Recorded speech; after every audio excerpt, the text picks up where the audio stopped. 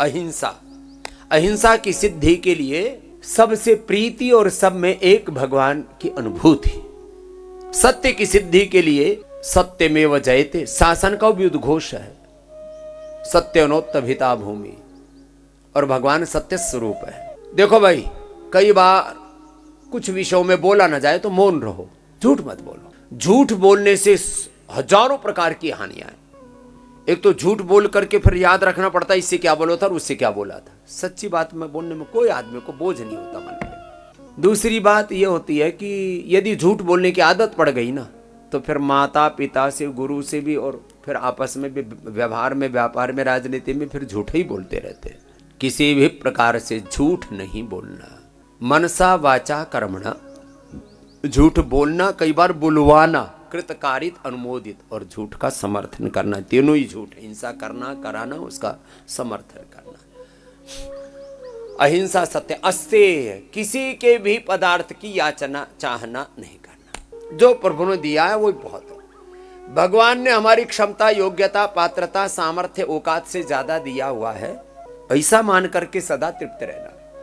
हमारे सामर्थ्य से अच्छा हमको शरीर मिला है, इंद्रियां मिली है, मन मिला है, बुद्धि मिली है, वाणी मिली है, स्वर मिला है, सब प्रकार की विभूतियां मिली है, घर मिला है, परिवार मिला है, बहुत कुछ प्रभु ने दिया। मैंने तो सारा संसार घूम के देखा और गरीब से अमीर तक देखा है।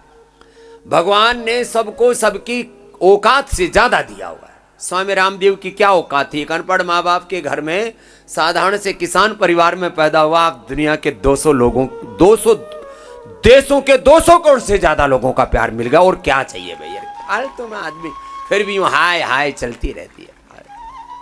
भगवान सबको देते हैं साहब, अपना काम करो ना भाई। जो ईश्वर ने दिया है उसमें संतुष्ट रहो।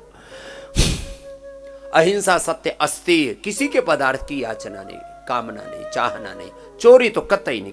अस्तेय प्रतिष्ठायाम सर्वरत्नोपस्थानम। देखो, अस्तेय का फल बताया है। जो चोरी नहीं करता, किसी के भी पदार्थ की कामना नहीं करता, मन से भी चोरी नहीं करता, उसको भगवान सब कुछ देते हैं। हमको भगवान ने सब कुछ दे रखा है। अहिंसा, सत्य, अस्तेय, ब्रह्मचर्य। ब्रह्मचर्य की सिद्धि के लिए सब में एक भगवान और भगवती का भाव। उठते सोते जागते समय, स्वप्न में भी किसी के प्रति दुर्भाव नहीं आना चाहिए। भोग का भाव नहीं, इसको भोग लो, इसको नोच लो, इसके साथ उल्टा पुल्टा कर लो। परस्पर संबंधों में भी उल्टा भाव नहीं आना चाहिए। पति पत्नी में भी भोग का भाव नहीं आना चाहिए, उसमें भी एक दिव्य भाव रहना चाहिए। बहुत ऊंची भावना है साहब, इसको कभी सोचोगे तो पता लगेगा। ब्रह्मचर्य की सिद्धि हो जाएगी जब सब में सीताराम जी का, लक्ष्मी नारायण का, ये जो एक बड़ा तत्व है, ब्रह्ममयी दृष्टि, ब्रह्म भाव, हमने बचपन से इसको साधा और हम चाहते हैं आपका ये भाव जल्दी सिद्ध हो जाए। हो जाएगा। एक एक तत्व के लिए अभ्यास करना पड़ेगा आपको। अपरिग्रह, आवश्यकता से, नितांत आवश्यकता जितनी है उतना ही अपने पास संग्रह करो, उससे ज्यादा संग्रह नहीं करो। हमने अपरिग्रह सिद्ध किया। देखो, ये प्रेरणा के लिए बोल रहे हैं, बाकी आत्मश्लाघा की श्रेणी में आता है कि हम क्या क्या साधन कर रहे हैं, वो भी थोड़ा कहना अच्छा नहीं माना जाता।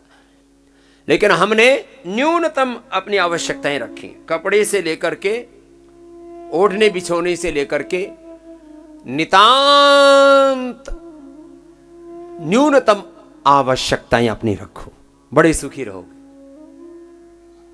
अच्छा, दुनिया में कोई क्या छीन लेगा? महल, अटारी, बंगले, जमीन जायदाद, सत्ता संपत्ति छीन सकता है, अपना आपा कोई नहीं छीन सकता। इसलिए अपने आपे में रहो, अपना आपा मत खो, और अपो दीपो भव।